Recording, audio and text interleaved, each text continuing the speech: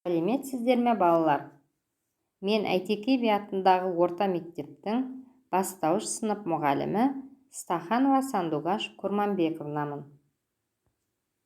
Мен сіздерге бүгін қазақ тілі пәнінен сезім мүшелері туралы не білемін? Я әрпінің жазылуы тақырыбында сабақ ұсынамын.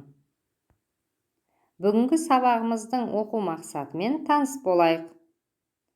Тыңдаған материал бойынша түсінбеген сөздерін белгілеу, мәтін мазмұны бойынша қойылған сұрақтарға жауап беру. Тірек сөздерді қатыстыра отырып, берілген тақырып бойынша әңгіме құрау. Бас әріп пен кіші әріптің биіктігі мен мөлшерін сақтап, оларды байланыстырып, көлбеу және таза жазу.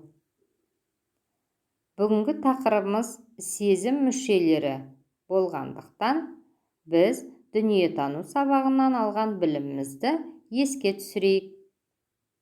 Балалар, суреттен не байқап тұрмыз? Қандай сезім мүшелері бар екен?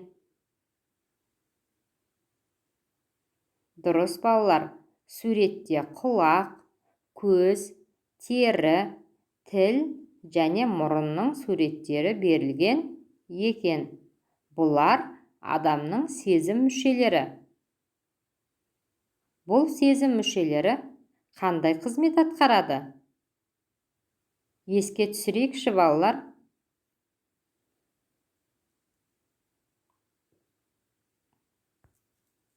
Жарайсыңдар. Тері сипап сезу мүшесі екен. Құлақ есту мүшесі, тіл дәм сезу мүшесі, көз көру мүшесі, мұрын иіс сезу мүшесі. Балалар, осы сезім мүшелерінің қызметін үнемі есте сақтаймыз. Бүгін сендерге дене мүшелерінің таласы атты мәтінді оқып беремін. Мұқият тыңдаймыз. Бірде дене мүшелері өзара айтысып қалыпты. Айтысты аяқ бастапты. Одан соң қол, құлақ, көз өз пайдалары туралы айтыпты. Ең соңында мұрын тұрып былай дейді: адам үшін мен пайдалымын. Мен болмасам адам иісті сезе алмас еді.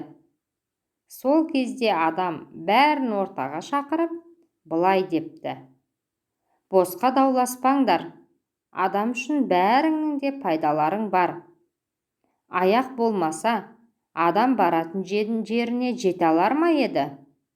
Қол болмаса, адам тамақ ішіп және әртүрлі жұмыстар атқарар ма еді? Құлақ, көз және мұрын болмаса, адам ести, көре және ауа жұтып, иісті сезе алар ма еді? Бәрің де адамға керексіңдер. Бір-біріңді сыйлап өмір сүріңдер. Балалар, мәтін сендерге ұнады ма? Яғни адамға барлық дене мүшелері қажет екен. Осы мәтінде қай дене мүшесінде я әріпі бар? Дұрыс балалар, аяқ сөзінде я дыбысы бар екен. Я қандай дыбыс? Жарайсыңдар. Я дауысты дыбыс. Олай болса, аяқ сөзінің жазылуы мен айтылуына мұқият назар салайық. Жазылуында аяқ сөзі 3 әріптен тұрады екен. Айтылған кезде балалар я әрпінің орнында и, а дыбыстары жазылып тұр екен.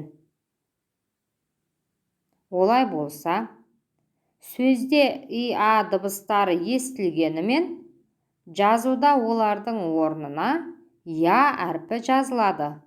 Мысалы, мая, сая, таяқ. Өздерің қайталап айтып көріңдерші.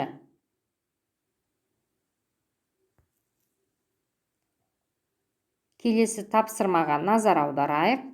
Бұл жерде бағанның бірінші бөлігіне сұрақ, екінші бөлігіне жауаптар жазылған.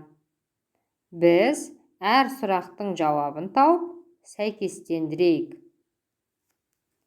Мен қазір сұрақты оқимын, сендер жауабын табуға тырысыңдар. Жарай ма, балалар? Екі көзің не үшін керек? Дұрыс, балалар, жақсыларды көру үшін. Екі қолың не үшін керек? Тамаша, елге көмек беру үшін. Құлақ деген не үшін керек? Ақыл кеңес тыңдау үшін.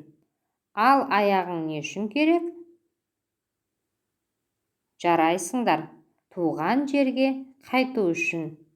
Осы жерде аяқ сөзінің жазылуын есте сақтайық. Жасырын сөздер ойынын ойнайық.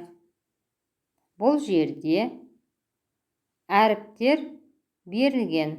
Осы қатардағы әріптер арасынан біз я әрпі бар сөзді табуымыз керек. Ендеше жасырынған сөздерді іздейік.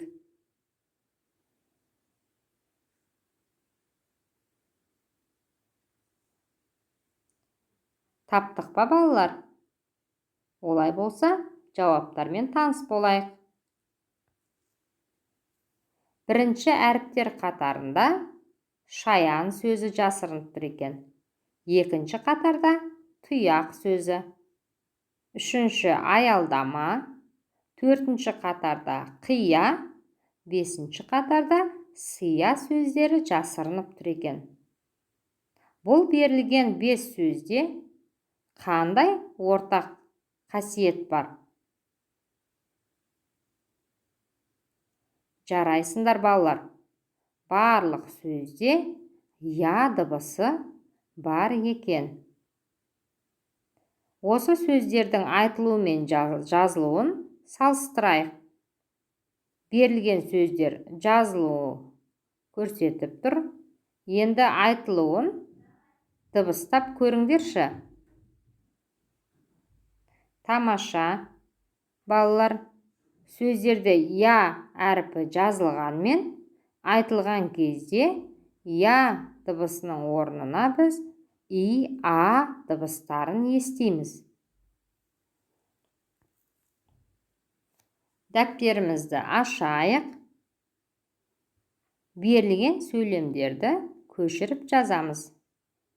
Сөйлемдер бас әріппен басталып жазылады және соңында нүкте қойылады. Сөйлемде қай сөздер я әрпімен жазылған?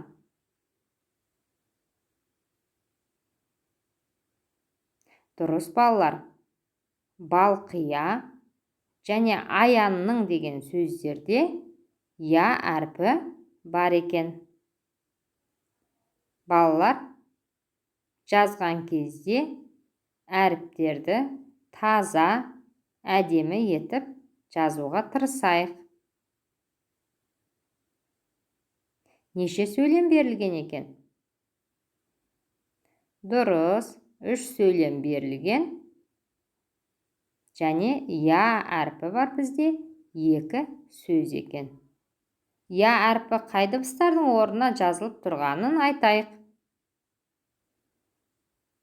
Дұрыс, балалар. Я әрпі и, а дыбыстарының орнына жазылып тұр екен.